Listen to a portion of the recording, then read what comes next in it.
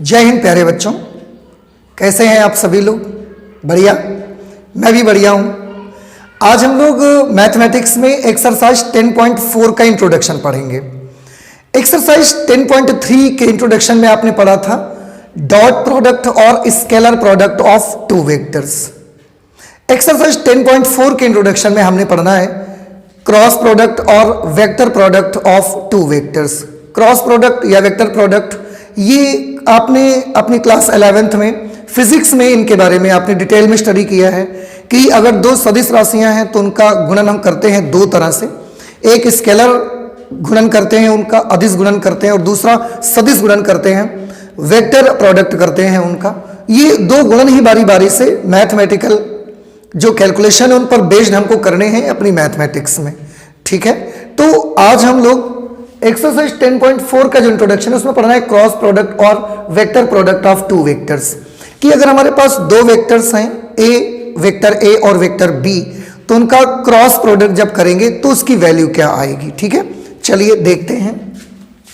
माना हमारे पास दो सदिश हैं, माना वेक्टर ए व वेक्टर बी दो सदिश हैं। ठीक है, तब इनका क्रॉस प्रोडक्ट कैसे करेंगे, सदिश गुणन कैसे किया जाएगा।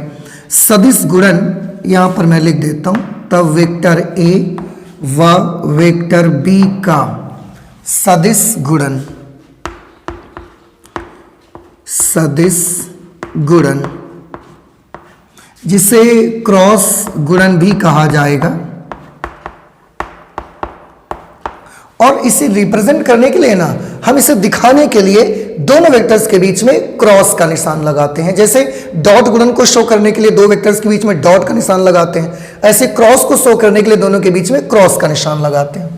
क्रॉस गुणन वेक्टर ए क्रॉस वेक्टर बी, इसकी वैल्यू आती है modulus of vector A into modulus of vector B into sine theta into N cap. ये वैल्यू आती है वेक्टर ए क्रॉस वेक्टर बी की। ठीक है ना, यहां पर ये मॉड्यूलस ऑफ वेक्टर ए क्या चीज है, ये है वेक्टर ए का मापांक, ये तो आप समझते ही हैं। और जो मॉड्यूलस ऑफ वेक्टर बी है ये है वेक्टर बी का मापांक। ठीक है, थीटा वेक्टर ए व वेक्टर बी के बीच कोण है, वेक्टर ए व वेक्टर बी के बीच का कोण है। एन कैप आप जो देख रहे हैं कि यहां पर एक यूनिट वेक्टर आ रहा है साथ में, इसका मतलब क्या, ये है वेक्टर ए और वेक्टर बी के तल के लंबवत इकाई सदिश। वेक्टर ए व वेक्टर बी के तल के लंबवत, वेक्टर ए व वेक्टर बी के तल के लंबवत मात्रक सदिश, मात्रक सदिश। वेक्टर ए और वेक्टर बी ये जैसे दो वेक्टर है ना, एक कोई भी दो वेक्टरों को एक प्लेन में तो हम ले ही सकते हैं। जैसे मैं एक फिगर आपको बना के दिखाता हूं। जैसे ये हमने ले लिया एक वेक्टर, ये है हमारा वेक्टर ए, और एक वेक्टर हम ये ले लेते हैं, दिस इज वेक्टर बी। दोनों के बीच का एंगल थीटा। ठीक है ना, अब ये एक प्लेन में कोई भी दो सदिश होंगे उनको हम एक तल में ले ही सकते हैं। तो ये ए और बी दोनों एक तल में है। अब ये जो एन कैप है ना, ये क्या है, ए और बी के तल के लंबवत एक इकाई सदिश है। ए और बी के तल के लंबवत सदिश है। ए और बी का जो प्लेन होगा उसके लंबवत ये है। आप देख सकते हैं, कुछ ये आपको फील हो सकता है, ये एक वेक्टर, लेकिन इधर की तरफ इकाई सदिश है, मात्रक सदिश है। ये एन कैप हमने इसको लिखा हुआ है। कुछ फील आ रहा है ना ये आपको कि ये वेक्टर ए है, ये वेक्टर बी है, तो ये वेक्टर एन कैप है। ठीक है, इसमें मैं एक छोटा सा परिवर्तन कर लेना चाहता हूं अभी के लिए। फिलहाल जब आप समझ जाएंगे तो कोई बात नहीं, अभी के लिए हम इसको ए मान लेते हैं और इसको हम बी मान ले रहे हैं। ठीक है ना। तो इस तरीके से एक वेक्टर ए वी बी दोनों के बीच का कोण थीटा, ए क्रॉस बी की value mod of A into mod of vector B into sine theta into N cap. यहां पर आप एक चीज देख सकते हैं, ए क्रॉस बी, ये जो सदिश गुणन है ना, इससे जो हमें वैल्यू मिलती है, जैसे अदिश गुणन में वैल्यू मिलती थी तो एक स्केलर नंबर मिलता था हमको, एक अदिश नंबर मिलता था हमको। यहां पर जब आप सॉल्व करोगे तो आपको एक वेक्टर मिलेगा, एक वेक्टर मिलेगा आपको, एक सदिश राशि आपको मिलेगी। इसलिए यहां पर आप देखें कि ये उसका मैग्नीट्यूड है उस सदिश राशि का, और ये उस दिशा में इकाई सदिश है। आपको याद है ना, मैंने यूनिट वेक्टर के माध्यम से आपको एक बहुत बार बताया गया ही है कि अगर ए कैप, इसी ए कैप की वैल्यू है vector A upon mod of vector ए, इसलिए वेक्टर ए की वैल्यू आ जाएगी mod of vector A into A cap. कई बार आपको ये बताया गया है कि किसी भी राशि का अगर आपको फुल वेक्टर चाहिए तो उसके मापांक का गुणा उस दिशा की इकाई सदिश से कर लेना चाहिए। अब आप देखिए, मापांक का गुणा उस दिशा के इकाई सदिश से यहां पर हो रहा है। इसका मतलब है कि वेक्टर ए क्रॉस वेक्टर बी की जो डायरेक्शन होगी, वेक्टर ए क्रॉस वेक्टर बी की जो डायरेक्शन होगी, आप एक चीज और देखिए, राइट हैंड साइड में ये एक स्केलर नंबर है, ये एक स्केलर नंबर है, साइन थीटा से भी एक स्केलर नंबर ही आएगा, एन कैप ही केवल यहां पर एक वेक्टर है, एन कैप ही केवल यहां पर एक वेक्टर है, और उसकी भी दिशा ए और बी के तल के लंबवत होती है। इसलिए ए क्रॉस बी जो कि एक सदिश राशि है, इसकी दिशा एन कैप की दिशा में ही आ जाएगी। फिर से ए क्रॉस बी की वैल्यू में ये नंबर, ये नंबर, ये सब अचर नंबर है, केवल एक सदिश आया है, वो है एन कैप। इसलिए ए क्रॉस बी की दिशा वही होगी जो एन कैप की डायरेक्शन आ जाएगी।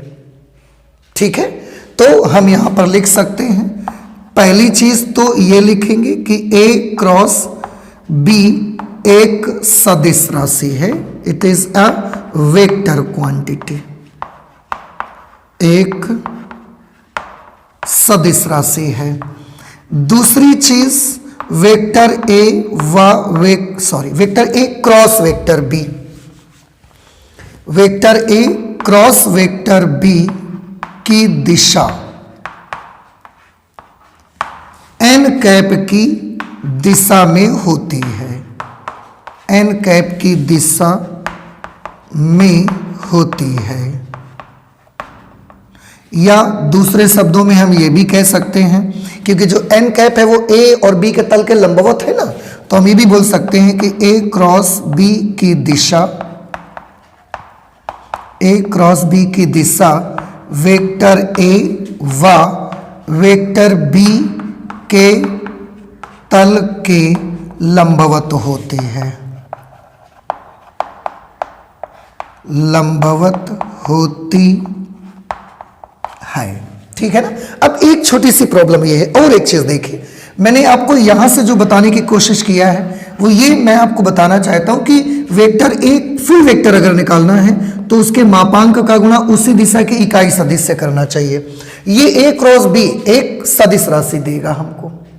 उस सदिश राशि में आप देखिए कि यहां से यहां तक जो कुछ लिखा है ये सिर्फ एक मैग्नीट्यूड लिखा हुआ है,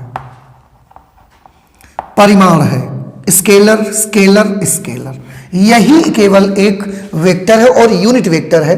इसका मतलब ये हुआ बेटा, ये एक यूनिट वेक्टर है, वो भी ए और बी के तल के लंबवत यूनिट वेक्टर है। आप देखिए ना, मैग्नीट्यूड का गुणा यूनिट वेक्टर से करा जा रहा है, मैग्नीट्यूड का गुणा यूनिट वेक्टर से करा जाता है तो उसका फुल वेक्टर हमको मिल जाता है, उसका फुल वेक्टर आपको यहां से मिल रहा है। ए क्रॉस बी की दिशा वही होगी जो एन कैप की दिशा है, जैसे वेक्टर ए की दिशा वही होती है जो ए कैप की दिशा होती है, इसी तरह से ए क्रॉस बी की दिशा वही होगी जो एन कैप की डायरेक्शन आ जाएगी। ठीक है, तो ये उसकी वैल्यू है और ये उससे जुड़ी एक दो चीजें। एक चीज और मैं यहां पर आपको बताना चाहूंगा, बड़ी इंपॉर्टेंट बात है, इसे भी आप सभी को याद रखना है कि a cross b, vector A cross vector B का वैल्यू तो ये होती है, लेकिन अगर हम मॉडुलस ले लें इसका, वेक्टर ए क्रॉस वेक्टर बी का मॉड्यूलस, तो दोनों साइड में मॉडुलस लगाना पड़ेगा। मैंने इधर का मॉडुलस लगाया है, मुझे इन सब के मॉडुलस लगाने पड़ेंगे। इसका मॉडुलस यही आ जाएगा, इसका मॉडुलस भी यही आ जाएगा, क्योंकि इनमें तो पहले से ही मापांक लगे हुए हैं। साइन थीटा का मॉडुलस निकालेंगे, साइन थीटा का मापांक निकालेंगे, वो भी एक स्केलर नंबर ही आपका आएगा। ये थोड़ा सा मैं एक काम करता हूं, इधर से लिख देता हूं। मैं आपको बताना ये चाहता हूं कि वेक्टर ए क्रॉस वेक्टर बी की वैल्यू अगर ये है तो modulus of vector A cross vector B की वैल्यू आएगी mod of vector A into mod of vector B into sine theta, और इस पर मॉड लगेगा। इसका मापांक यही आएगा, इसका मापांक यही आएगा, साइन थीटा का मापांक करेंगे तो वही मिलेगा आपको, ठीक है ना। अब एन कैप का जो मापांक आएगा, ये एक इकाई सदिश है, इकाई सदिश का मापांक हो जाएगा 1। इस तरह से modulus of A cross B की वैल्यू आएगी mod of A into mod of vector B into sine theta, क्योंकि मॉड्यूलस ऑफ एन कैप की वैल्यू 1 के बराबर आ जाएगी। इस तरह से वेक्टर ए क्रॉस वेक्टर बी की वैल्यू ये होगी, लेकिन mod of vector A cross vector B की वैल्यू इसके बराबर आएगी। इसमें एन कैप नहीं रहेगा क्योंकि हमने उसका मापांक ले लिया है, तो एक स्केलर नंबर वहां से अब आपको मिल जाएगा। एक छोटी सी चीज और है जिसे आपको बहुत अच्छे से याद रखना है। जैसे कि मैंने आपको बताया कि वेक्टर ए क्रॉस वेक्टर बी एक सदिश राशि है। अगर ये एक सदिश राशि है तो इसकी कोई ना कोई डायरेक्शन होगी। डायरेक्शन के बारे में बताया गया कि वेक्टर ए क्रॉस वेक्टर बी की दिशा एन कैप की दिशा में होती है, या वेक्टर ए क्रॉस वेक्टर बी की दिशा ए व बी के तल के लंबवत होती है। अभी छोटी सी प्रॉब्लम ये है कि अगर हम दो वेक्टर लेते हैं, वेक्टर ए और वेक्टर बी, जैसे मान लो यही वेक्टर मैंने मान लिया, ये वेक्टर ए है और ये वेक्टर बी है, इन दोनों के तल के लंबवत की अगर बात करी जाए तो इन दोनों के तल के लंबवत ऐसे भी हो सकता है, दोनों के तल के लंबवत ऐसे भी तो हो सकता है। दो सदिशों का जो प्लेन होगा उस प्लेन के परपेंडिकुलर की अगर बात करी जाए तो वो प्लेन के परपेंडिकुलर ऐसे भी हो सकता है और ऐसे भी हो सकता है। ए क्रॉस बी की दिशा कौन सी ली जाएगी? ए और बी के तल के लंबवत ये वाली दिशा ली जाएगी, या ए और बी के तल के लंबवत ये वाली दिशा ली जाएगी? ये हमारे पास एक छोटी सी प्रॉब्लम है। इस प्रॉब्लम को हम कैसे सॉल्व करेंगे? ए क्रॉस बी की डायरेक्शन कैसे पता लगाएंगे? Direction of vector A cross B, उसके लिए आप एक रूल यूज करेंगे, right hand curl rule. Right hand curl rule आप यूज किया करेंगे। कैसे? जैसे आपको ए क्रॉस बी की डायरेक्शन पता लगानी है तो पहली बात तो इससे नाम से पता चल रहा है राइट हैंड, आपको अपना राइट हैंड इस्तेमाल करना है। राइट हैंड इस्तेमाल कैसे करना है? तो ए क्रॉस बी में जो पहले लिखा होगा वेक्टर, उसकी तरफ आप अपना हाथ ऐसे कर देंगे, ऐसे कर लो, ऐसे कर लो, ऐसे कर लो। आपको अपने हाथ को चारों तरफ घुमाने का फ्रीडम है, ऐसा हम कर सकते हैं। तो हम एक की तरफ जो वेक्टर पहले लिखा होगा उसकी तरफ अपने हाथ को ऐसा कर देंगे। इसके बाद जो वेक्टर बाद में लिखा होगा, अंगूठे को कुछ नहीं करेंगे, उंगलियों को उसकी डायरेक्शन में मोड़ देंगे, ऐसा हम कर्ल बना देंगे, ठीक है ना। और उस वक्त हमारा ये अंगूठा, हमारा ये थंब जो डायरेक्शन शो कर रहा होगा वही डायरेक्शन ए क्रॉस बी की डायरेक्शन बन जाएगी। जैसे इसमें अगर मैं देखूं ए ऐसा है, ऐसा मैंने ए कर लिया, बी उधर की तरफ है तो मैंने बी की तरफ इसका कर्ल बना दिया। अब थंब ऊपर की तरफ इशारा करता है, इसका मतलब ए क्रॉस बी की डायरेक्शन ऊपर की ओर हो जाएगी। ये डायरेक्शन ए क्रॉस बी की डायरेक्शन बन जाएगी। इसी में अगर कोई आपसे बी क्रॉस ए की डायरेक्शन पूछने लगेगा, बी क्रॉस ए की, तो पहले आपको हाथ बी की तरफ करना पड़ेगा, फिर ए की तरफ उंगलियां मोड़नी है। अब देखो प्रॉब्लम क्या है, हमने बी की तरफ हाथ तो कर दिया ऐसा, अब हमें ए की तरफ उंगलियां मोड़नी है, मतलब इधर की तरफ उंगलियां मोड़नी है ऐसे। अब ऐसे तो हमारी उंगलियां नहीं मुड़ सकती, तो हमने अपने हाथ को ऐसा कर दिया, अब हमारी उंगलियां ऐसे मुड़ जाएंगी। लेकिन ऐसा करने से थंब देखिए किस तरफ इशारा करता है, नीचे की तरफ। तो उस वक्त बी क्रॉस ए की डायरेक्शन ऐसा नीचे की तरफ आ जाती, ये डायरेक्शन उसकी हो जाती बी क्रॉस ए की डायरेक्शन, ठीक है। तो कभी भी दो सदिशों का सदिश गुणनफल की डायरेक्शन पता लगानी है तो आप हमेशा राइट हैंड कर्ल रूल का इस्तेमाल करेंगे। कैसे इस्तेमाल करेंगे? उसके लिए जो पहले वेक्टर लिखा होगा उसकी तरफ राइट हैंड की उंगलियां और अंगूठा परस्पर समकोण बनाते हुए ऐसे कर देंगे आप। जो वेक्टर बाद में लिखा होगा उसकी तरफ उंगलियों का कर्ल बना देंगे ऐसा, और उस वक्त आपका थंब जिस डायरेक्शन को इंडिकेट करेगा वही डायरेक्शन वेक्टर ए क्रॉस वेक्टर बी की डायरेक्शन हो जाएगी, वही डायरेक्शन दोनों के सदिश गुणन की डायरेक्शन हो जाएगी। अब वो ऊपर की तरफ करे या नीचे की तरफ करे, ये उस समय हाथ सेट करने से ही पता लगेगा आपको। तो इस तरीके से दो सदिशों के सदिश गुणनफल में ये कुछ छोटी छोटी चीजें हैं। एक और भी मुझे याद आ गया, मैं जिक्र कर देता हूं कि अगर दो सदिशों का सदिश गुणनफल 0 आ रहा है, दो सदिशों का सदिश गुणनफल अगर 0 आ रहा है, इसका मतलब ये है कि या तो वेक्टर ए का मॉड्यूलस 0 है, या तो वेक्टर बी का मॉड्यूलस 0 है, और या तो वेक्टर ए और वेक्टर बी दोनों का ही मॉड्यूलस 0 के बराबर है। एक तो ये चीज आपको याद रखनी है, अगर ए क्रॉस बी की वैल्यू 0 आ रही है तो या तो ये 0 है, या तो ये 0 है, या तो दोनों ही 0 है। फिर दूसरी चीज, अगर ए और बी में से कोई 0 नहीं है, ऐसी सिचुएशन पे हो सकता है sin थीटा 0 हो आपका। दूसरी कंडीशन ये, मैं इधर की तरफ इसको दिखा देता हूं आपको। दूसरी कंडीशन में ये हो सकता है कि आपका sin थीटा 0 हो। sin थीटा 0 कब होगा? sin थीटा 0 डिग्री पर भी 0 रहता है, 180 डिग्री पर भी 0 रहता है, 360 डिग्री पर भी 0 रहता है। तो वैसे अगर थीटा की जगह पर n पाई आ जाएगा, जहां पर थीटा पाई का पूर्ण गुणज है, एक पूर्ण संख्या अगर होगी 0, 1, 2, 3, 4 ऐसा कोई भी पूर्णांक होगा, यहां पर मैं पूर्णांक लिख देता हूं। अगर n एक पूर्णांक संख्या है तो sin थीटा की वैल्यू फिर 0 के बराबर आ जाएगी। तो अगर a क्रॉस b की वैल्यू 0 आ रही है, इसके दो अलग अलग मीनिंग हो सकते हैं कि या तो वेक्टर a 0 होगा या वेक्टर b 0 होगा, और या फिर दोनों ही 0 होंगे, पहली बात। दूसरी चीज ये भी हो सकता है कि sin थीटा 0 हो। sin थीटा 0 हो अर्थात जो थीटा हो वो पाई का एक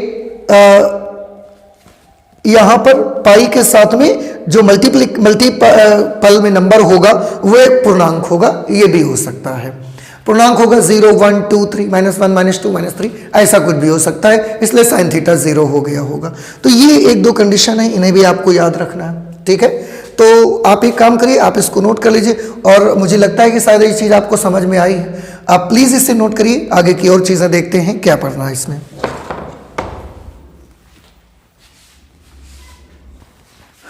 नेक्स्ट लेते हैं लंबकोणीय एकांक सदिशों का सदिश गुणन, vector product of orthogonal unit vectors. Orthogonal unit vectors आप जानते हैं कि उसके लिए मैंने आपको पहले भी बता रखा है, ये तीनों ही परस्पर लंबवत होते हैं। इधर की तरफ अगर मैं x एक्सिस मान लेता हूँ, ये y अगर मान लिया जाए, या इसे y मान लें और इसको z मान लें, ये ओरिजिन पॉइंट है। तो आप सबको मालूम है कि x अक्ष की दिशा में जो यूनिट वेक्टर होता है वो i कैप होता है, y अक्ष की डायरेक्शन पे यूनिट वेक्टर j कैप, और z अक्ष की डायरेक्शन पे यूनिट वेक्टर हमारे पास है k कैप। ये तीनों के बीच का आपस का जो एंगल होता है वो 90, 90, 90 होता है, ठीक है। यहाँ पर मैं लिख भी देता हूँ 90 डिग्री, 90 डिग्री, 90 डिग्री, ओके। अब हम इनके आपस के अगर क्रॉस प्रोडक्ट करवा के देखते हैं तो क्या मिलेगा आपको, ये समझने की चीज़ है, आप ध्यान से देखिएगा। अगर मैं सबसे पहले i क्रॉस i करवाता हूँ, फिर j क्रॉस j, और इसके बाद k क्रॉस k, ओके। जैसे a क्रॉस b का फॉर्मूला आप लगाते हैं, mod of a mod of b sine theta n cap, वैसे इसमें लगाएंगे mod of i cap into mod of i cap into sign i और i के बीच का कोण। बेटा i और i के बीच का कोण, जैसे i ये है, मैं पूछूंगा i की डायरेक्शन क्या है, आप ये बताएंगे। मैं फिर से पूछूंगा एक बार और i की डायरेक्शन बताइए, तो भी तो आप यही बताएंगे ना। यानी कि i और i एक दूसरे के समांतर हैं, दोनों के बीच का कोण आएगा 0 degree into n cap. n cap मतलब आई क्रॉस आई के जो लंबवत होगा उसका कोई मतलब ही नहीं बचता है। क्यों? क्योंकि साइन जीरो का मान क्या हो जाएगा, अभी मैंने बताया आपको कि अगर साइन का मान जीरो होगा, पाई होगा, 2 पाई, 3 पाई, 4 पाई, तो ये साइन थीटा जीरो हो जाएगा। अब आप देखिए साइन जीरो का मान जीरो हो जाएगा तो ये सबको जीरो कर देगा। इस तरह से आई क्रॉस आई की वैल्यू कितनी आ जाएगी? Zero. Similarly J cross J की वैल्यू भी जीरो के बराबर आएगी। Modulus of J cap, modulus of J cap into sine zero degree into N cap. Sine zero की वैल्यू जीरो इसलिए पूरा zero. Modulus of K cap, modulus of K cap into sine zero degree into N cap, it is again zero. तो I cross A, J cross जे, के cross के, इन सब की value कैसी आ जाएगी? जीरो के बराबर। अब ये तो था उसी वेक्टर का उसी वेक्टर से सदिश गुणन। अब अगर हम एक का दूसरे से करना शुरू करें, अगर हम आई क्रॉस जे निकालें, फिर हम जे क्रॉस के निकालें, फिर हम के क्रॉस आई निकालें, तो इसकी वैल्यू क्या आएगी? थोड़ा ध्यान से सभी लोग देखेंगे। ए क्रॉस बी के फॉर्मूले के according modulus of vector I cap, modulus of vector J cap और इनटू साइन, दोनों के बीच का एंगल, वेक्टर आई कैप जे कैप के बीच का एंगल, आई कैप और जे कैप के बीच का एंगल 90 डिग्री है, तो यहाँ पर 90 डिग्री लिख देंगे। उसके बाद यहाँ पर मुझे एन कैप लिखना रहता है, यानी कि आई और जे के तल के लंबवत सदिश। आई और जे के तल के लंबवत सदिश कौन सा होगा? आप देखें आई और जे, अगर इसका ये एक प्लेन मान लिया जाए तो इस प्लेन के लंबवत सदिश तो ये वाला रहेगा ना जेड। आप देखें जैसे इस तरीके से तीन ये बनाते हैं, अगर ये आई है ये जे है तो इनका एक प्लेन बन गया, उसके लंबवत सदिश ये आ जाएगा जो कि के को रिप्रेजेंट करता है। तो यहां पर मुझे के कैप लिखना पड़ेगा और एन कैप लिखते हैं इकाई सदिश, तो लंबवत सदिश का इकाई सदिश चाहिए लंबवत दिशा का, तो आई और जे के तल के लंबवत ये वाला वेक्टर है और यहां का मुझे इकाई सदिश चाहिए, वो के कैप मैंने ले लिया, ये मैंने लिख दिया। अब आप इसे सॉल्व करेंगे, देखिए आई कैप जे कैप ये सब इकाई सदिश है, इनके मापांक 1 है, इसका मापांक भी 1 है, साइन 90 की वैल्यू 1 है, 1 इंटू 1 इंटू 1 इंटू के कैप, इस तरह से ये वैल्यू कितनी आ गई? के कैप आ गई। एक बार फिर से देख लीजिए, यहां पर ये एन कैप की जगह पर क्या लेना है? वेक्टर ए और वेक्टर बी के तल के लंबवत इकाई सदिश लेना है।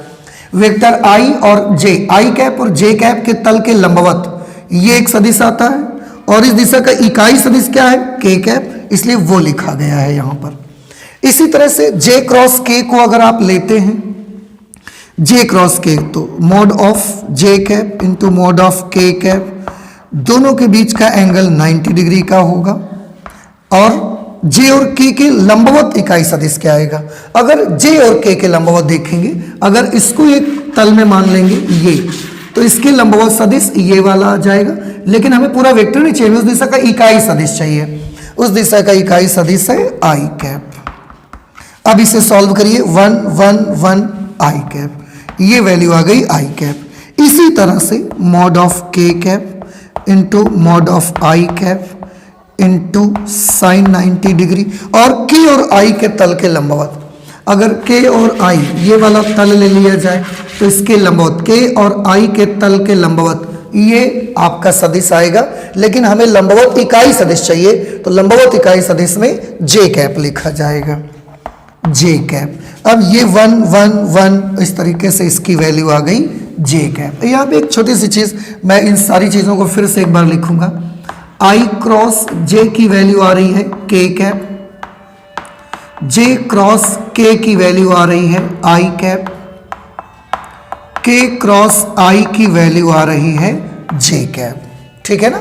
अब एक चीज और, क्योंकि ये सब सदिश गुणन है, इससे वेक्टर हमको मिलता है और इस वजह से अगर हम आई क्रॉस जे करने से के मिलता है, तो अगर हम जे क्रॉस आई कर दें, जे क्रॉस आई पलट दें इसकी डायरेक्शन, तो इस के की डायरेक्शन पलट जाएगी, और अगर के कैप इधर की तरफ है तो ये इधर की तरफ डायरेक्शन पे आ जाएगा, और के कैप के जस्ट अपोजिट डायरेक्शन पे कौन रहेगा?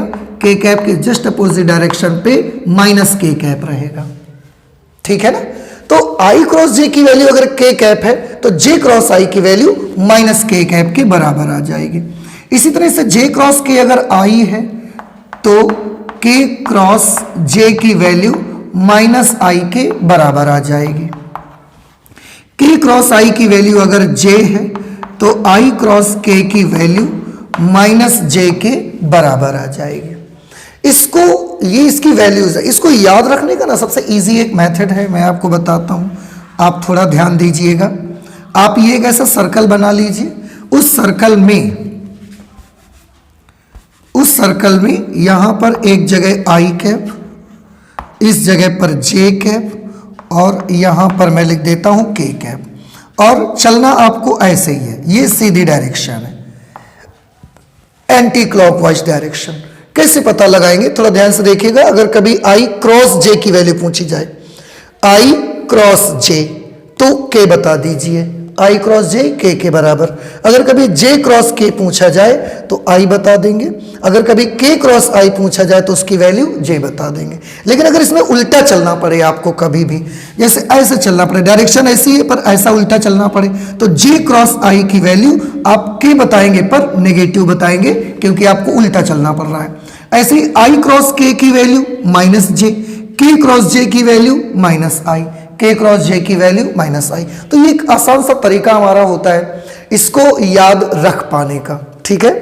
ये अगर जे की डायरेक्शन है तो ये डायरेक्शन हो जाएगी आपकी माइनस जे कैप की, ये आई की डायरेक्शन है तो इसके अपोजिट ये डायरेक्शन हो जाएगी माइनस आई कैप की। ये 2 डायमेंशनल के बोर्ड पे 3D फिगर दिखाना थोड़ा सा कॉम्प्लिकेटेड होता है, पर आप इमेजिन कर सकते हैं उसको, उसके बेसिस पर आप इसे देखेंगे, यही वैल्यूज आपको मिलेंगी। तो कभी भी पूछे जाने पर आई क्रॉस जे की वैल्यू के कैप, जे क्रॉस के की वैल्यू आई कैप, के क्रॉस आई की वैल्यू जे कैप। लेकिन अगर मैं उल्टा चलूंगा, के क्रॉस जे की वैल्यू आई कैप बेशक बताएंगे पर माइनस आई कैप, जे क्रॉस आई की वैल्यू माइनस के कैप, आई क्रॉस के की वैल्यू माइनस जे कैप। इस तरीके से ये इनकी वैल्यूज आ जाएंगी। यह लंब कोणीय एकांक सदिशों का सदिश गुणनफल, ठीक है। अब इसको हम क्यों पढ़ रहे हैं? इसको पढ़ करके हम कभी भी 2 सदिश जो कि कंपोनेंट फॉर्म में दिए जाएंगे उनका हम सदिश गुणनफल बड़ी आसानी से निकाल सकते हैं, ठीक है। आप इससे नोट करिए, फिर हम बताते हैं आपको कि अगर 2 सदिश कंपोनेंट फॉर्म में दिए गए हैं तो उनका सदिश गुणनफल कैसे फाइंड आउट कर सकते हैं, ठीक है। नोट कर लीजिए।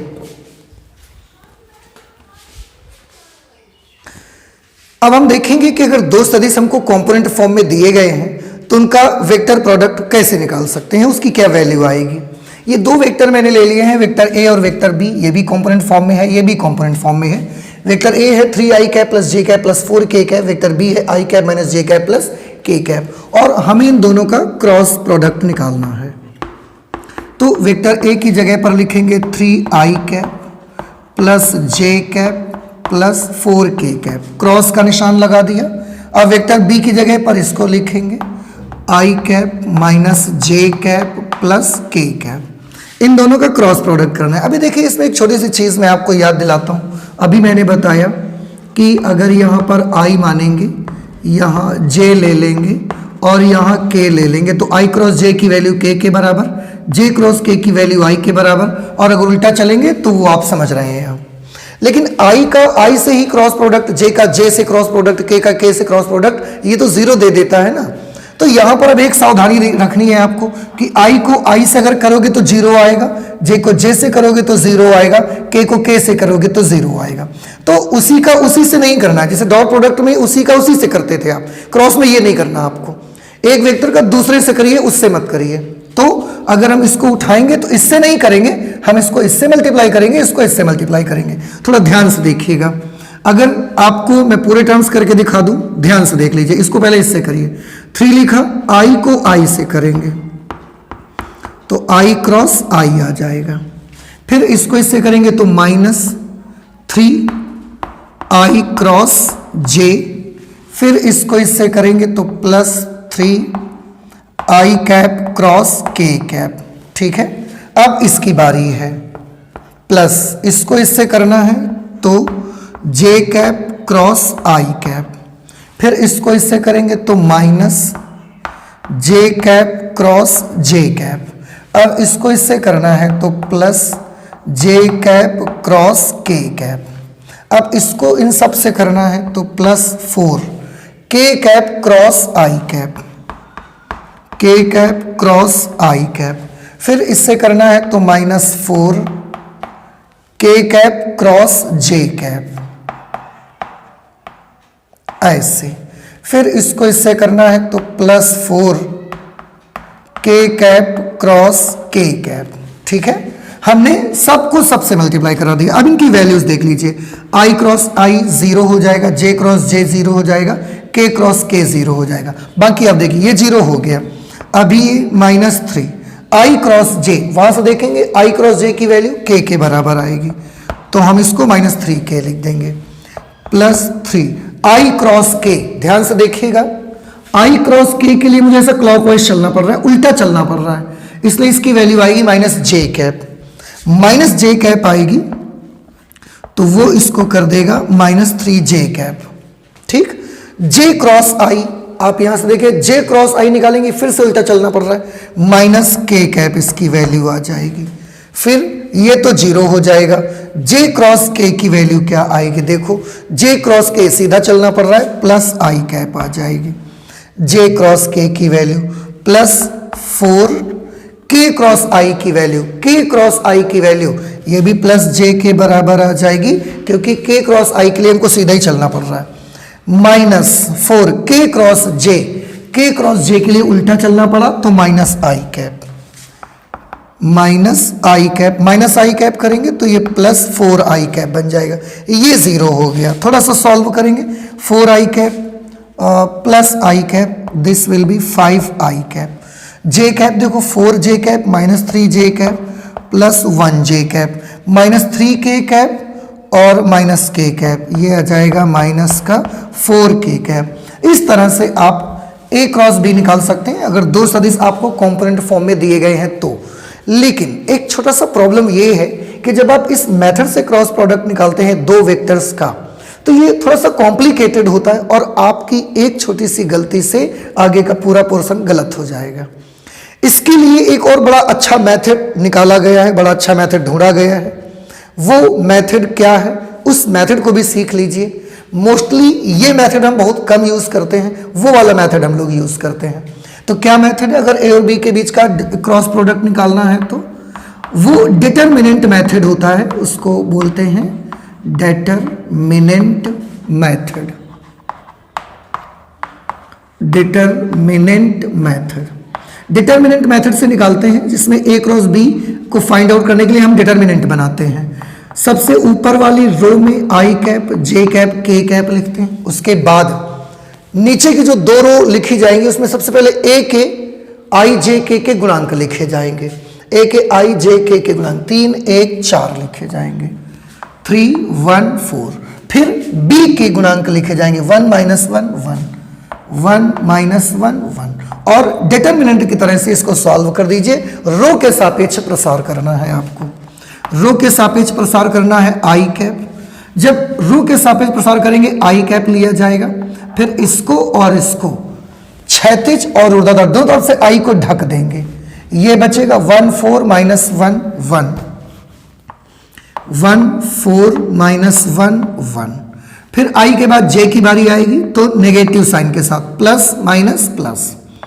अब दोनों तरफ से क्षैतिज ऊर्ध्वाधर दोनों तरफ से जे को कवर कर दीजिए, क्षैतिज और ऊर्ध्वाधर दोनों तरफ से। तो ये बचेगा 3 4 1 1 3 4 1 1। फिर प्लस माइनस प्लस के कैप लिख देंगे और अब दोनों तरफ से के को कवर कर दीजिए। 3 1 1 -1 3 1 1 -1। ठीक है, आई कैप। इसे सॉल्व करिए। इसको सबसे पहले इसको मल्टीप्लाई करा जाया करेगा किसी भी बॉक्स को सॉल्व करने के लिए। इसको मल्टीप्लाई करेंगे 1 माइनस, इसको मल्टीप्लाई करेंगे -4 और वो -4 का माइनस और ये माइनस मिलके कैसा हो जाएगा प्लस -j। इसको इससे मल्टीप्लाई करेंगे तो 3 - 4 1 4 प्लस के कैप। ये मल्टीप्लाई करेंगे -3 और इसका गुणा करेंगे -1। इस तरह से ये सॉल्व हो गया। 4 1 5 हो गया, 5 आई कैप।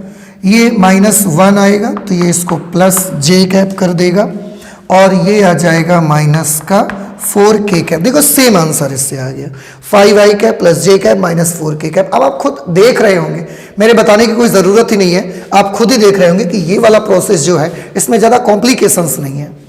उस प्रोसेस में ना बहुत ही कॉम्प्लिकेशंस हैं, और एक छोटी सी गलती आप, हालांकि इसमें भी छोटी सी गलती होगी तो आपका आंसर गलत हो जाएगा, पर क्योंकि जहां कॉम्प्लिकेशंस ज़्यादा होते हैं वहां पर मिस्टेक्स की पॉसिबिलिटीज भी तो ज़्यादा रहती हैं। तो इस प्रोसेस में कॉम्प्लिकेशंस ज़्यादा हैं, इसलिए यहां पर मिस्टेक्स की प्रोबेबिलिटी भी ज़्यादा है, वहां पर कॉम्प्लिकेशंस कम है तो मिस्टेक्स की प्रोबेबिलिटी भी कम है, इसलिए यहां से आंसर निकालना बहुत इजी रहेगा। तो आप भी दो सदिश अगर कंपोनेंट फॉर्म में दिए गए हैं तो उनका क्रॉस प्रोडक्ट निकालने के लिए यही मेथड अडॉप्ट करिए। क्लास 11 में फिजिक्स में भी आपको ये मेथड बताया गया होगा, आज मैथमेटिक्स में भी हमने आपको बता दिया है, और इसी को आप यूज करके निकाल सकते हैं। ठीक है, आई होप कि ये चीज आपको समझ में आ गई होगी। ठीक है, आप प्लीज इससे नोट करिए, नेक्स्ट और देखते हैं फिर। ठीक है,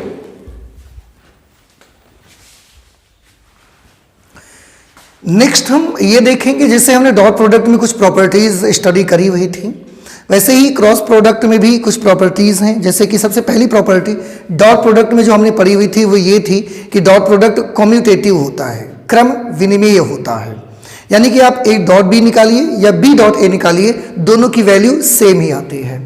पर बेटा क्रॉस प्रोडक्ट में ना ऐसा नहीं होता यार, cross product, because cross product से हमको एक वेक्टर क्वांटिटी मिलती है, जिसकी वजह से इसमें ऐसा नहीं होता है कि आप ए क्रॉस बी निकालो तो वही आएगा जो बी क्रॉस ए निकालोगे, यानी कि क्रॉस प्रोडक्ट जो ना क्रम विनिमय नहीं होता डॉट प्रोडक्ट की तरह। तो हम ये लिख सकते हैं कि vector product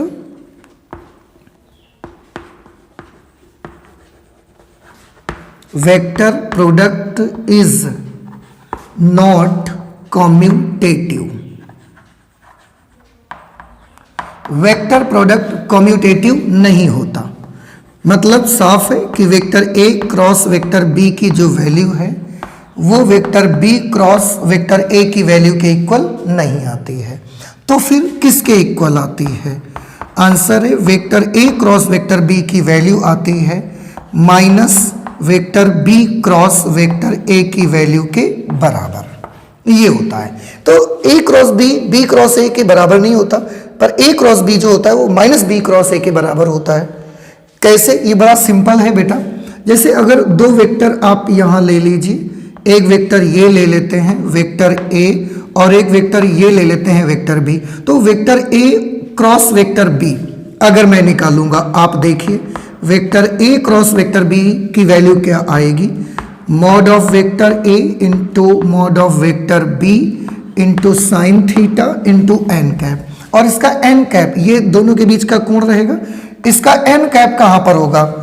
A cross B की दिशा में, और ए क्रॉस बी की दिशा क्या होगी? हमने राइट हैंड कर्ल रूल लगाया, ए की दिशा में अपने हाथ को किया, फिर बी की तरफ कर्ल बना दिया, अंगूठा ऊपर की तरफ इशारा करता है, तो ये डायरेक्शन आ जाएगी इसके एन कैप की, यानी कि ये डायरेक्शन आ जाएगी वेक्टर ए क्रॉस वेक्टर बी की डायरेक्शन ये आ जाएगी। अब इसी में अगर मैं आपसे बी क्रॉस ए की वैल्यू पूछूंगा, बी क्रॉस ए, तो आप बताओगे mod of B into mod of vector A into sine theta. इसमें जो एन कैप लगेगा उसमें पहले बी की तरफ हाथ किया जाएगा फिर ए की तरफ। अब बी की तरफ हम ऐसे हाथ करेंगे, फिर ए की तरफ इसका कर्ल बनाएंगे ऐसा, तो वो थंब नीचे की तरफ इंडिकेट करेगा आपको, इसलिए बी क्रॉस ए की जो डायरेक्शन होगी वो नीचे की तरफ आएगी, बी क्रॉस ए, जो ए क्रॉस बी की डायरेक्शन के जस्ट अपोजिट है। तो आप चाहें तो इसको माइनस एन कैप लिख सकते हैं। अगर एन कैप ऊपर की तरफ लिया जा रहा है, इस तरफ अगर एन कैप ले रहे हैं, तो फिर ये डायरेक्शन आपकी आ जाएगी माइनस एन कैप की। इस तरह से ये माइनस आपको यहां पर आगे मिल जाएगा। तो आप देख रहे हैं ए क्रॉस बी वैल्यू वही है, मैग्नीट्यूड वही है, लेकिन इसमें माइनस का निशान आगे आ गया है। इसलिए हम कह सकते हैं कि जो ए क्रॉस बी होता है उसकी value minus of B cross ए के बराबर आ जाएगी। ये चीज थोड़ा सा आपको याद रखना है। मैग्नीट्यूड सेम आएगा पर डायरेक्शन केवल अपोजिट होगी। बी क्रॉस ए की डायरेक्शन अगर ऊपर की, ए क्रॉस बी अगर ऊपर की तरफ है तो बी क्रॉस ए की डायरेक्शन जस्ट अपोजिट होगी, यानी कि नीचे की तरफ आ जाएगी। मैग्नीट्यूड दोनों का सेम रहेगा उसका। लेकिन जो वेक्टर प्रोडक्ट होता है वो कम्यूटेटिव नहीं होता, क्रम विनिमय नहीं होता है, ये आपको ध्यान रखना है। इसके बाद एक छोटी सी चीज हम यहां पर लेना चाहते, मैं यहीं पर आपको बता देता हूं कि दो सदिशों के बीच का कोण निकाला कैसे जाएगा। Angle between two vectors, angle between two vectors, दो सदिशों के बीच का कोण। आपको याद होगा जब डॉट प्रोडक्ट आपने पढ़ा था उस वक्त भी दो सदिशों के बीच का कोण निकालना सीखा था। आज हम क्रॉस प्रोडक्ट पढ़ रहे हैं, इसमें भी दो सदिशों के बीच का कोण निकालना हम सीखते हैं। तो देखिए कैसे, अभी जब आपको क्रॉस प्रोडक्ट बताया, सबसे स्टार्टिंग में क्रॉस प्रोडक्ट जब आपको बताया गया था तो सबसे स्टार्टिंग में आप थोड़ा सा याद करिए, आपको वेक्टर ए क्रॉस वेक्टर बी की वैल्यू बताई गई थी, mod of vector A into mod of vector B into sine theta into N cap. फिर उसके बाद आपको ए क्रॉस बी का मॉड्यूलस बताया गया था, ए क्रॉस बी का modulus. We know that modulus of vector A cross vector B is equal to mod of vector A into mod of vector B into sine theta, ये value आई थी। भले A cross B की value आती है mod of vector A into mod of vector B into sine theta into N cap, ये A cross B की value आती है, पर ए क्रॉस बी का जो मापांक होता है ना वो इतने के बराबर आता है। यहां से अगर आप साइन थीटा की वैल्यू निकालिएगा तो ये क्या निकलेगा, ये इधर भाग में आ जाएगा, तो ये वैल्यू आ जाएगी mod of vector A cross vector B upon mod of vector A into mod of vector B.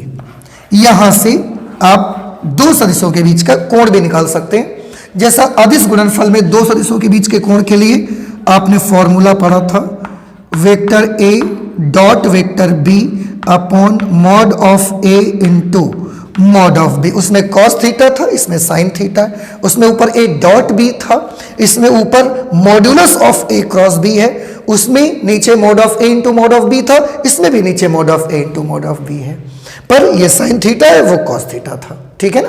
तो दो सदिशों के बीच का कोण आप यहां से भी निकाल सकते हैं, क्रॉस प्रोडक्ट निकालिए, मॉडुलस निकालिए, वैल्यू लिखिए, सॉल्व होकर आपको दो सदिशों के बीच का कोण निकल करके मिल जाएगा। तो ये तो हो गया दो सदिशों के बीच का कोण कैसे निकाला जाएगा, ठीक है। इसके बाद इसमें ये जो क्रॉस प्रोडक्ट होता है ना, इसकी मदद से हम किसी त्रिभुज का क्षेत्रफल निकाल सकते हैं। अगर किसी त्रिभुज की दो एडजेसेंट साइड्स के वेक्टर हमको दे दिए जाएं, दो संलग्न भुजाओं के सदिश हमको दे दिए जाएं, तो हम उस त्रिभुज का एरिया पता लगा सकते हैं। इसी तरीके से अगर हमें किसी समांतर चतुर्भुज की दो संलग्न भुजाओं के सदिश दे दिए जाएं, तो हम समांतर चतुर्भुज का क्षेत्रफल भी निकाल सकते हैं, ठीक है। आप इससे नोट करिए कैसे निकालते हैं एरिया ऑफ ट्रायंगल, कैसे निकालते हैं एरिया ऑफ पैरेललोग्राम, वो हम आपको बताते हैं, ठीक है। नोट करिए जल्दी से। एरिया ऑफ ट्रायंगल, किसी भी त्रिभुज का क्षेत्रफल आप कैसे निकाल सकते हैं। देखिए मैंने मान लिया कि हमारे पास ये एक ट्रायंगल है, ये इस ट्रायंगल में एक ये साइड और एक ये साइड, इन दो साइड्स के वेक्टर हमको दे दिए गए हैं। इसको हम मान लेते हैं ए, इसको मान लेते हैं बी और इसको सी। दो संलग्न भुजाओं के सदिश दे दिए गए हैं, ये है वेक्टर ए और ये है वेक्टर बी। तो हम इस त्रिभुज का क्षेत्रफल कैसे निकाल सकते हैं, देखिए यहां पर लिख लेते हैं कि यदि वेक्टर ए व वेक्टर बी किसी त्रिभुज ए बी सी की दो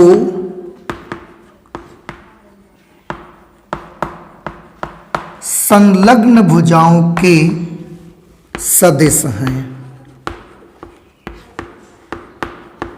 ठीक है। यदि वेक्टर ए और वेक्टर बी किसी त्रिभुज ए बी सी की दो संलग्न भुजाओं के सदिश हों। संलग्न भुजाओं का मतलब समझते हैं, जिन भुजाओं के एक सिरे आपस में लगे हुए हों। तो एक सदिश ये और एक सदिश ये, पर याद रहे इसी पॉइंट से स्टार्ट होंगे दोनों, ए और बी। ऐसा नहीं होगा कि एक ये होगा, एक ए बी ले लें फिर एक बी सी ले लें, ये नहीं ले सकते। एक अगर ए बी ले लें दूसरा ए सी लेंगे, एक अगर बी ए ले रहे हैं तो दूसरा बी सी लेंगे, एक अगर सी ए ले रहे हैं तो दूसरा सी बी लेंगे। ए से अगर ए से स्टार्ट हो रहा है तो दोनों फिर ए से स्टार्ट होंगे, ऐसे मुझे लेने हैं। अगर बी से स्टार्ट होंगे तो दोनों फिर बी से स्टार्ट होंगे। अगर हम ए से स्टार्ट होने वाले ले रहे हैं A B A C, B से स्टार्ट होने वाले बी ए बी सी से स्टार्ट होने वाले सी बी सी ए, ऐसे हम लेते हैं, ठीक है ना। सदिश हूं तो त्रिभुज ए बी सी का क्षेत्रफल, area of triangle A B C निकालते हैं 1/2 mod of vector A cross vector B. ये फॉर्मूला होता है। वेक्टर ए की जगह पर हम लिख सकते हैं वेक्टर ए बी, वेक्टर बी की जगह पर हम लिख सकते हैं वेक्टर ए सी। इस तरीके से त्रिभुज का क्षेत्रफल ये निकल करके आ जाएगा। अब आप ये सोच सकते हैं कि आपने तो बस जबरदस्ती अचानक से लिख दिया, नहीं ऐसा नहीं है बेटा। आप चाहें तो इसको प्रूव भी करके देख सकते हैं, बड़ा इजी है। सबसे पहले मुझे ये हाइट चाहिए, ये height, suppose this height is h, और ये कुछ एंगल मान लीजिए वेक्टर a और वेक्टर b, इनके बीच का ये एंगल मैंने मान लिया थीटा, ठीक है। तो अगर इस ट्रायंगल की मैं बात करूंगा, साइन थीटा की मैं बात करूंगा, तो साइन थीटा क्या आएगा, लंब बटे कर्ण h, और कर्ण में मुझे क्या लेना पड़ेगा, ए बी का मापांक। हम सदिश तो लेंगे नहीं ना इस फॉर्मूले पे, इस फॉर्मूले पे हम तो परिमाण लेते हैं, मापांक लिया करते हैं। तो साइन थीटा की वैल्यू आ जाएगी h upon mod of vector A. तो h की वैल्यू बेटा क्या आ जाएगी, ये आ जाएगी mod of vector a into sine theta. ये हाइट आ गई। अब त्रिभुज का क्षेत्रफल आप कैसे निकालते हैं, त्रिभुज का क्षेत्रफल फॉर्मूला होता है 1/2 बेस इंटू हाइट, 1/2 आधार गुणे ऊंचाई सूत्र होता है ना। तो 1/2 बेस क्या है, वेक्टर b का मापांक, modulus of vector b, height तो h है, और h की वैल्यू कितनी है, mod of a into sine theta. देखिए एरिया की वैल्यू कितनी आ गई, 1/2 mod of a into mod of b into sine theta, mod of a mod of b into sine theta. आप इसके बारे में बहुत अच्छी तरीके से आप जानते हैं, ये वैल्यू है mod of vector a cross vector b की वैल्यू है ये, mod of vector a cross vector b, ठीक है ना। आप सोच सकते हो कि ये mod of b cross vector a की वैल्यू है, कोई प्रॉब्लम नहीं है, मॉडुलस निकालोगे, इसलिए आप a क्रॉस b लिखो या b क्रॉस a का मापांक सेम ही आएगा। इस तरह से ये त्रिभुज का क्षेत्रफल है। एक बार फिर से मैं बता देता हूं, आप सभी गौर से देखिएगा। यहां ये फॉर्मूला होता है, अगर किसी त्रिभुज की दो संलग्न भुजाएं ए बी और ए सी के वेक्टर दिए गए हैं तो आप त्रिभुज का क्षेत्रफल ये लगा सकते हो 1/2 mod of vector A b cross vector a c, ठीक है। कैसे, अगर इनके बीच का कोण थीटा ले लिया जाए तो साइन थीटा लंब बटे कर्ण h upon mod of vector a, तो h की वैल्यू आ गई mod of vector a into sine theta. त्रिभुज के क्षेत्रफल का सूत्र लगाए 1/2 आधार गुणे ऊंचाई, आधार लेना है मतलब b का मापांक लेना है, ऊंचाई हाइट लेनी है मतलब mod of a into sine theta. तो mod of a mod of b into sine theta, ये mod of a cross b की वैल्यू होती है। इस तरह से त्रिभुज का क्षेत्रफल निकल करके आपका आ गया। क्रॉस, अगर हमें किसी समांतर चतुर्भुज की दो संलग्न भुजाओं के सदिश दे दिए जाएं तो हम उसका भी क्षेत्रफल आपको निकाल के बता सकते हैं। जैसे यहां लिखेंगे a वेक्टर a व वेक्टर b किसी समांतर चतुर्भुज, किसी समांतर चतुर्भुज, वेक्टर a व वेक्टर b किसी समांतर चतुर्भुज की दो संलग्न भुजाओं के सदिश हों तब समांतर चतुर्भुज का क्षेत्रफल, समांतर चतुर्भुज का क्षेत्रफल, ठीक है। जैसे एक फिगर मैं इसके लिए बनाता हूं, मान लिया ये हमने एक है वेक्टर a और ये है वेक्टर बी। ठीक है, समांतर चतुर्भुज के लिए एक यहां से लाइन पैरेलल ले जाएंगे, एक यहां से लाइन इसके पैरेलल यहां पर ले जाएंगे। अगर पैरेलल है और परिमाण में भी बराबर है तो ये भी वेक्टर बी है, पैरेलल है और परिमाण में बराबर है तो ये भी वेक्टर ए है। ठीक है ना। अब इसका क्षेत्रफल का जो फॉर्मूला होगा वो होगा बस केवल mod of vector A cross vector B, बस। इसमें 1/2 नहीं आएगा। क्यों नहीं आएगा 1/2? समांतर चतुर्भुज के क्षेत्रफल का ये फॉर्मूला क्यों होगा? ये बड़ा इजी है, थोड़ा सा आप यहां देख सकते हैं। अगर मैं इसको ऐसा मिला दूं, इसको ऐसा मिला दूं, तो थोड़ा ध्यान से देखिएगा बेटा। आपको नहीं लगता अगर इनके बीच का कोण थीटा है, मैं आपसे बोलूं कि इतना भूल जाओ थोड़ी देर के लिए, ये मत देखिए आप। अगर ये नहीं देखेंगे तो ये फिगर सेम वो ट्रायंगल बन रहा है आपका, वेक्टर ए वेक्टर बी, इसको हम ए मान लेते हैं, इसको हम बी मान लेते हैं, या इसका नाम बी रख दो, इसको सी रख दो। केवल आप इसको देखिए तो ये वेक्टर ए वेक्टर बी एक त्रिभुज बन रहा है। त्रिभुज की दो संलग्न भुजाएं दी गई है, वेक्टर ए और वेक्टर बी। अगर किसी त्रिभुज की दो संलग्न भुजाओं के वेक्टर मालूम है तो उस त्रिभुज का क्षेत्रफल आप निकालते हैं 1/2 mod of vector A cross vector B. अब आपको फिगर देख के लग रहा होगा क्योंकि एक विकर्ण मैंने बनाया है और समांतर चतुर्भुज का जो विकर्ण होता है वो उस समांतर चतुर्भुज को दो बराबर क्षेत्रफल वाले त्रिभुजों में डिवाइड कर देता है। इसका मतलब है एक त्रिभुज ये बना, एक त्रिभुज ये बना, जितना एरिया इसका आएगा उतना ही एरिया इसका आएगा। तो हमने क्या किया, एक त्रिभुज का क्षेत्रफल निकाल के डबल कर दिया। इस त्रिभुज का क्षेत्रफल आएगा 1/2 modulus of vector A cross vector B, उसका डबल करेंगे तो 1/2 कैंसिल हो जाएगा, mod of A cross vector B का मॉडुलस बच जाएगा।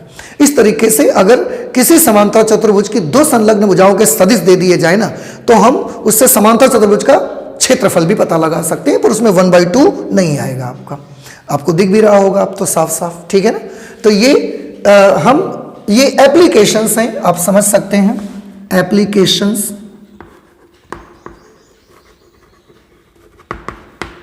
एप्लीकेशंस ऑफ वेक्टर प्रोडक्ट, कि अगर आपने वेक्टर प्रोडक्ट सीखा है तो उसकी मदद से ये आप कर सकते हो। आप क्षेत्रफल निकाल सकते हो, ट्रायंगल का भी निकाल सकते हो, समचतुर्भुज का निकाल सकते हो, पर याद रहे आपको उसके लिए वेक्टर संलग्न भुजाओं के ही होने चाहिए और एक ही बिंदु से स्टार्ट होने वाले चाहिए। ए बी चाहिए तो ए सी ही चाहिए, ए बी चाहिए तो ए सी ही चाहिए, दोनों ए से स्टार्ट होने वाले फिर होने चाहिए। ठीक है ना। इन बातों का थोड़ा सा आपको ख्याल रखना है। तो ये त्रिभुज का क्षेत्रफल हो गया, समांतर चतुर्भुज का क्षेत्रफल हो गया। इसमें एक प्रॉपर्टी और इसकी आप देख सकते हैं, एक दो प्रॉपर्टीज आप इसे नोट कर लीजिए, फिर उस प्रॉपर्टी का हम जिक्र करते हैं। ठीक है। क्रॉस प्रोडक्ट की जैसे कि मैंने बोला कि प्रॉपर्टी है एक, उसको देखना है हमको। प्रॉपर्टी ये है कि ये डिस्ट्रीब्यूटिव लॉ को ओबे करता है, डिस्ट्रीब्यूटिव लॉ को फॉलो करता है। जैसे डॉट प्रोडक्ट में आपने देखा था ना कि डॉट प्रोडक्ट भी डिस्ट्रीब्यूटिव लॉ को ओबे करता है, ऐसे ही क्रॉस प्रोडक्ट भी डिस्ट्रीब्यूटिव लॉ को ओबे करता है। कैसे, उसको थोड़ा ध्यान से देखिएगा। सपोज ये हमारे पास ए वेक्टर ए है और हमने इसका दो वेक्टर बी और वेक्टर सी के सम के साथ क्रॉस प्रोडक्ट कर दिया है, वेक्टर ए cross vector B plus vector C. तो इसकी वैल्यू क्या आएगी, इसके साथ भी इसका प्रोडक्ट हो जाएगा ए क्रॉस बी, प्लस इसके साथ भी इसका प्रोडक्ट हो जाएगा ए क्रॉस सी। ठीक है ना। पर बहुत याद रहे, अगर ए पहले लिखा है तो क्रॉस प्रोडक्ट जब लिखोगे तो ए क्रॉस बी ही लिखना पड़ेगा, बी क्रॉस ए नहीं लिख सकते आप, क्योंकि ये डिस्ट्रीब्यूटिव है पर कम्यूटेटिव नहीं है, वितरण नियम का पालन करता है पर क्रम विनिमय नियम का पालन नहीं करता। तो a cross B plus A cross सी ही लिखना चाहिए, सी क्रॉस ए नहीं लिख सकते हैं। या कभी ऐसा अगर लिख के आ जाता है B plus C cross vector A, तो फिर आप उसको लिख सकते हो B cross A plus C cross A. याद रहे, इसको कभी आप ए क्रॉस सी और इसको ए क्रॉस बी नहीं लिख सकते। ठीक है ना, समझ में आ गया होगा मेरे ख्याल से। एक तो ये चीज है, दूसरी चीज ये कि एक constant term non zero constant है हमारे पास लैम्डा, और दो वेक्टर हैं ए और वेक्टर बी, इनका cross product A cross B. Lambda into A cross B की वैल्यू चाहिए, तो अगर आप चाहें तो इसका इससे मल्टीप्लाई करवा दें, फिर क्रॉस प्रोडक्ट कर दें, मतलब लैम्डा वेक्टर ए क्रॉस वेक्टर बी भी आप निकाल लीजिए, सेम वैल्यू आपको मिलेगी। या आप इसको इसके साथ मल्टीप्लाई करवा लें, फिर ए के साथ क्रॉस प्रोडक्ट कर दें, ए क्रॉस लैम्डा वेक्टर बी, तो भी आ जाएगा। ठीक है ना, ये तीनों की वैल्यूज आपस में सेम आएगी। तो ये एक प्रॉपर्टी है, जैसे इस पे आप देख रहे हैं। इस तरह से ये वेक्टर प्रोडक्ट आपका है, और वेक्टर प्रोडक्ट में लगभग सारी चीजें आप देख चुके हैं। इसमें कभी कभी एक छोटी सी चीज पूछ ली जाया करती है, वेक्टर ए और वेक्टर बी के तल के लंबवत मात्रक सदिश बताइए। ये एक बड़ी इंपॉर्टेंट चीज है, इसके आप देख लें। वेक्टर ए व वेक्टर बी के तल के लंबवत, वेक्टर ए व वेक्टर बी के तल के लंबवत मात्रक सदिश, यानी कि इकाई सदिश। जब आप इसे निकालोगे तो आप कैसे निकालोगे? वेक्टर ए व वेक्टर बी के तल के लंबवत मात्रक सदिश, इसकी वैल्यू हम निकालेंगे vector A cross vector B upon mod of vector A cross vector B. Competitive level पे इसके क्वेश्चंस आपसे पूछे जाते हैं, यहां पर भी कोई क्वेश्चन आ सकता है। अभी लिखा है वेक्टर ए व वेक्टर बी के तल के लंबवत मात्रक सदिश, थोड़ा ध्यान से देखिएगा। एक्चुअली ये एन कैप की वैल्यू है, वेक्टर ए और वेक्टर बी के तल के लंबवत मात्रक सदिश। आपको याद है ना, वेक्टर ए और वेक्टर बी के तल जो बनता था उसके लंबवत जो सदिश आता था वो एन कैप होता था। तो एक्चुअली ये एन कैप की वैल्यू आएगी यहां से। जिससे मैंने दो वेक्टर बनाए थे, एक वेक्टर ए बना था ये, फिर एक वेक्टर हमने ये बी बनाया था, और इनके तल के लंबवत ये सदिश, मात्रक सदिश जो होगा वो एन कैप है। अगर इस आपको याद होगा ये डायरेक्शन किसकी होती है? ये डायरेक्शन होती है ए क्रॉस बी की। अब अगर ए क्रॉस बी की दिशा में इकाई सदिश आपको चाहिए, जैसे अगर मैं आपको बोलूं कि वेक्टर ए की दिशा में मात्रक सदिश, वेक्टर ए की दिशा में मात्रक सदिश मतलब ए कैप, आप कैसे निकालोगे? उस वेक्टर में उसी के मॉडुलस से डिवाइड कर देंगे। सेम वही चीज है, ये डायरेक्शन ए क्रॉस बी की दिशा है। अब ए क्रॉस बी की दिशा में मात्रक सदिश अगर आपको चाहिए, जैसे ए की दिशा में मात्रक सदिश चाहिए तो पूरा वेक्टर लिखो अपॉन उसका मापांक लिखे। अगर आपको ए क्रॉस बी की दिशा में इकाई सदिश चाहिए, ए क्रॉस बी की दिशा में इकाई सदिश चाहिए तो पूरा वेक्टर लिखो, फिर उसका मापांक अपॉन में लिखे। ये एन कैप यहां से आपको मिल जाया करेगा। ठीक है, तो ये कंपटीशन पे इससे रिलेटेड बहुत सारे क्वेश्चन पूछे जाया करते हैं, आप इन्हें नोट कर लीजिए। वैसे अभी मैं देख रहा हूं कि इससे रिलेटेड जो भी हमारा इंट्रोडक्शन है वो कंप्लीट हो जाता है एक्सरसाइज 10.4 से संबंधित। अब आगे हम जो इस पे करेंगे तो हम जितने एक्सरसाइज 10.4 के इंट्रोडक्शन में जितनी भी चीज़ें पढ़ी हुई हैं, जितनी चीज़ें हमने स्टडी की हुई हैं, उनसे रिलेटेड क्वेश्चंस हमको मिलेंगे, एग्जाम्पल्स मिलेंगे, एक्सरसाइज मिलेगी 10.4, उसे हम लोग सॉल्व करेंगे। ठीक है, पर आज नहीं करेंगे, अब हम उसको करेंगे नेक्स्ट क्लास पे। ठीक है, तो आज मैथमेटिक्स में हम इतना ही रखेंगे, बाकी की पढ़ाई करेंगे हम लोग अगली क्लास पे। ठीक है, तो चलते हैं, मिलते हैं नेक्स्ट क्लास पे। Thank you.